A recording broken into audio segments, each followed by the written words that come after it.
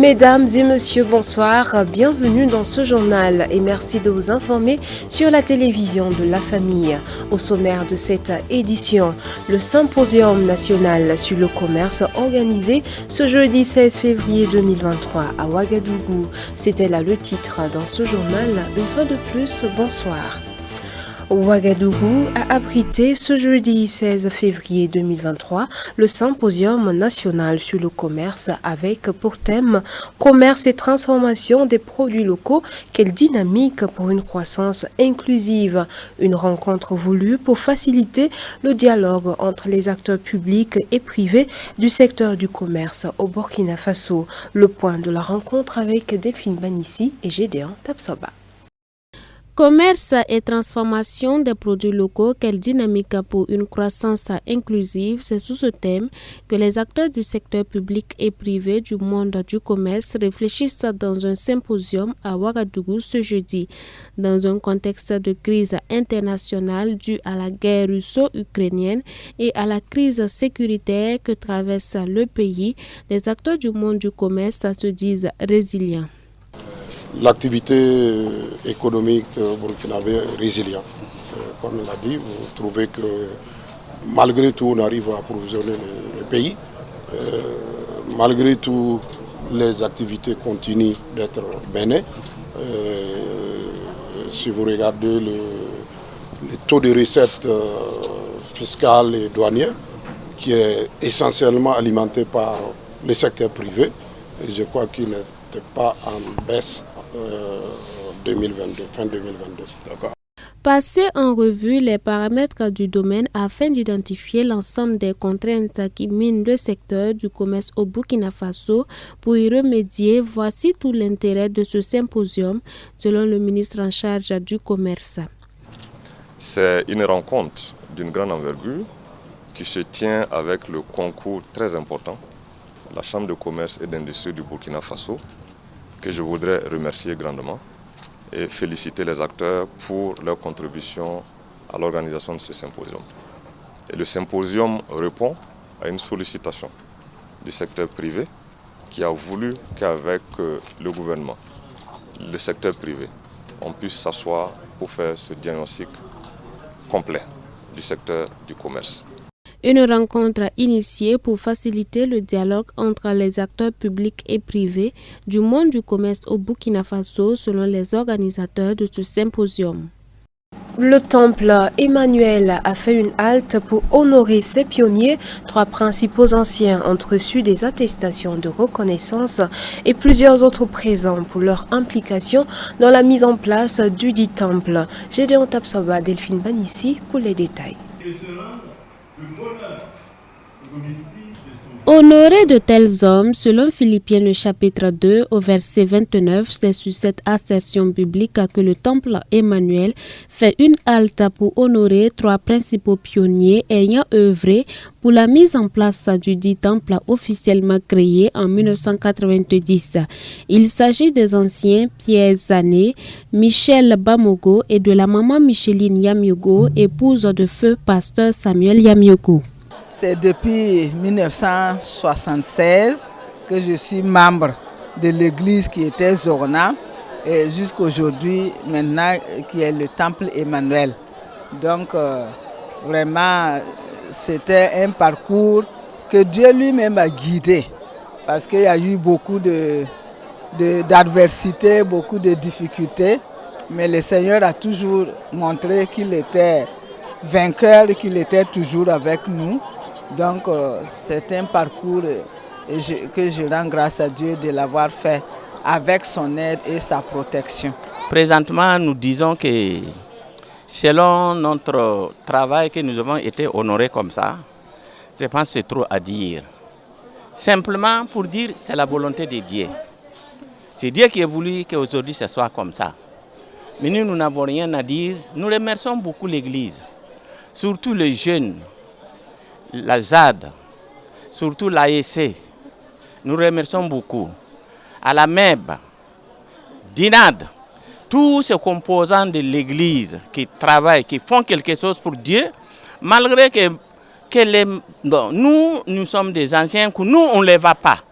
Mais je vous dis, c'est Dieu seul qui vous va. Et chacun aura son récompense au ciel. Des attestations de reconnaissance et plusieurs autres présents ont été offerts à ces illustres personnes, chevilles ouvrières du temple Emmanuel. 2 objectifs principaux étaient visés à travers l'organisation de cette activité, selon le pasteur principal du dit temple. Cette soirée vise 2 objectifs.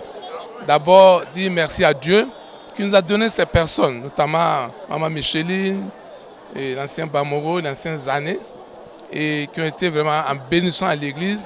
Et aussi dire merci à ces frères et à cette sœur qui ont été pour nous vraiment des modèles en matière de foi, en matière de consécration, et surtout que leur exemple puisse motiver et encourager les jeunes générations. Le Conseil général de l'Église des Assemblées de Dieu du Burkina Faso salue cette reconnaissance faite à ces anciens de leur vivant. En outre, il encourage les autres assemblées à emboîter le pas afin d'honorer les pionniers avant leur promotion céleste. Alors, je saisis cette occasion pour bénir le Seigneur et remercier le Temple Emmanuel qui a eu l'idée de dire sa reconnaissance à des gens de l'Église qui au début ont œuvré à ce que cette Église qui est devenue grande là voit jour. Alors cette idée est à approuver et à féliciter. Bon, le plus souvent, nous attendons la mort de la personne et c'est à ce moment que nous commençons à dire il a fait ceci, il a fait cela. Bon, mais je trouve que ça ne le sert plus. Alors l'initiative donc ou l'idée qu'ils ont eue d'honorer des gens de leur vivant est à féliciter. Et mon souhait est que cela en tout cas se contamine aux autres églises. Ils ont œuvré dans l'implantation de l'Église, l'hospitalité avec les frères et sœurs, les œuvres sociales, l'enseignement, l'encadrement des jeunes mariés, pour ne citer que cela, et l'heure est à la reconnaissance de leurs œuvres. Ces 3 pionniers continuent néanmoins de servir le Seigneur aux côtés de la jeune génération en tant que conseillers et personnes ressources. Retour sur le séminaire de la moisson abondante à l'église de la mission apostolique de Pissy, Temple Nouvelle Vie. Ce séminaire dit extraordinaire a eu pour thème les stratégies pour une croissance accélérée de l'église. Et c'est le fondateur du CIE-MIA, le pasteur Mamadou Philippe Karambiri, qui était à l'honneur de cette rencontre. Le point avec Odette Zouanguina et Xavier Ouetraogo. 2023-2032 est décrétée décennie de l'invasion et de la croissance accélérée à l'église de la mission apostolique du Burkina Faso.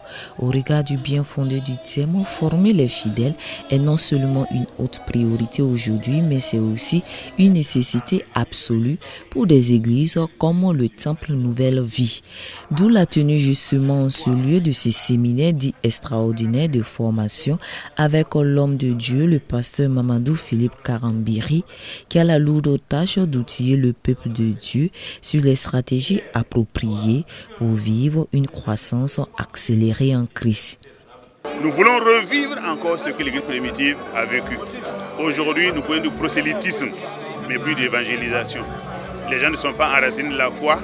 Beaucoup de gens viennent de l'Église pour d'autres choses que la vie éternelle. Donc nous avons voulu que le pasteur, le papa, nous outille pour que nous puissions encore recommencer à faire l'œuvre que le Seigneur nous a promis de faire, qui est d'aller et évangéliser. Sans détour, c'est dans un franc-parler empreint d'humour que l'orateur, avant même d'aborder concrètement le thème à proprement dit, a dépeint l'identité véhiculée par les chrétiens de ce siècle présent. Si la tête a monté le royaume, le corps doit monter le royaume. Et dans Éphésiens 3:10, il est dit que l'Église, le corps de Christ là, est sur la terre pour révéler la sagesse infiniment variée de Dieu. Que les gens voient à travers l'Église, les hommes et les femmes, la sagesse de Dieu. Toi, quand tu vas au service, qu'est-ce qu'on voit en toi? Alléluia est arrivé. Pasteur est arrivé. Alléluia est arrivé. C'est ça. Quels sont les chrétiens qui savent se révéler aux gens? C'est pitoyable. On doit révéler. Jésus a révélé. Pierre, ils ont révélé. Les Paul ont révélé. Nous, on vient, on ne révèle pas le royaume. On veut nous révéler. On a des dons, on veut guérir des gens. Les gens nous applaudissent. Les gens nous suivent partout. C'est ça notre problème. Et l'impact, l'église est du sel. Dans le royaume, les symboles sont là. Dans le royaume des cieux, le sel et la lumière. Illustrant la vie de Christ, modèle par excellence, loin de l'Éternel, a invité l'auditoire à marquer une halte pour reconsidérer sa vie. À l'en croire, la naissance et la croissance en Christ sont des éléments essentiels pour tous ceux et celles qui sont en quête d'une vie spirituelle épanouie. Et cela ne peut se faire sans la repentance, la conversion, la plénitude du Saint-Esprit et la consécration. Et nous bénissons le Seigneur vraiment pour ce séminaire qui était vraiment bénéfique pour nous aujourd'hui, qui nous a éclairés et qui nous a amené à voir d'une manière très profonde nous-mêmes notre vie de conversion et notre vie d'intimité avec le Seigneur. Nous avons beaucoup appris au pied du Papa ce soir car il nous a éclairés et de voir déjà comment Jésus d'abord en tant qu'enfant, en tant que fils et comment il a opéré.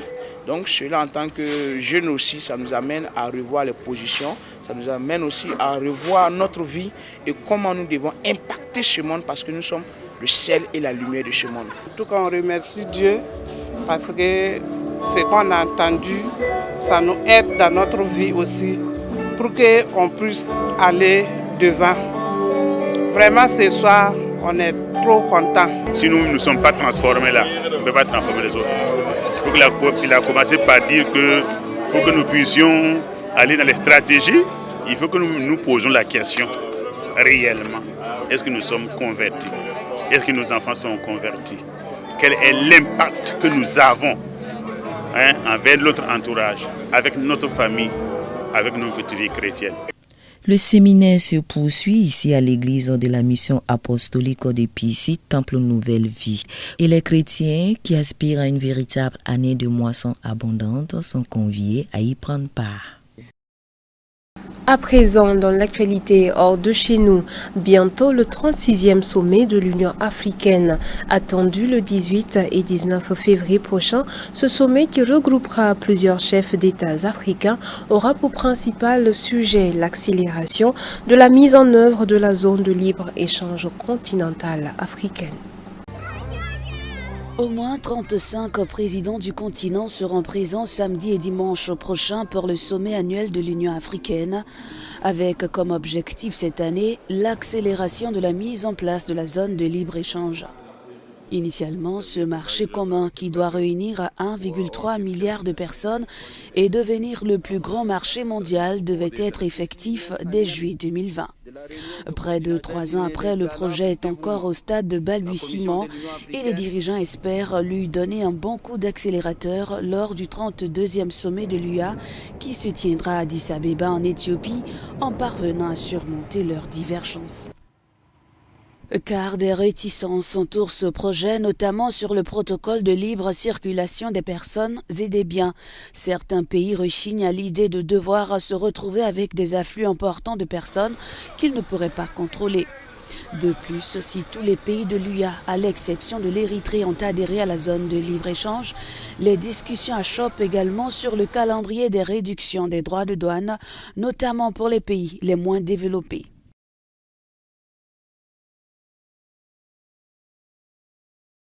Au Libéria, un bus informatique contre la fracture numérique. C'est l'initiative d'un technicien d'informatique qui circule d'école en école avec son bus pour enseigner l'informatique aux élèves dans les zones rurales.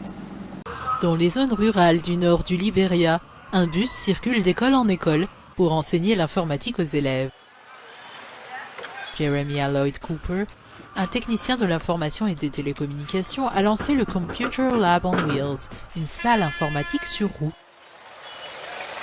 Ce bus itinérant va briser la fracture numérique en initiant les élèves aux outils informatiques et à l'Internet.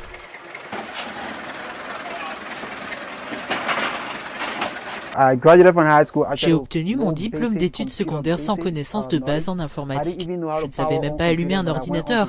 Et arrivé à l'université, j'ai été humilié dès le premier jour au laboratoire informatique, car je ne savais pas comment taper.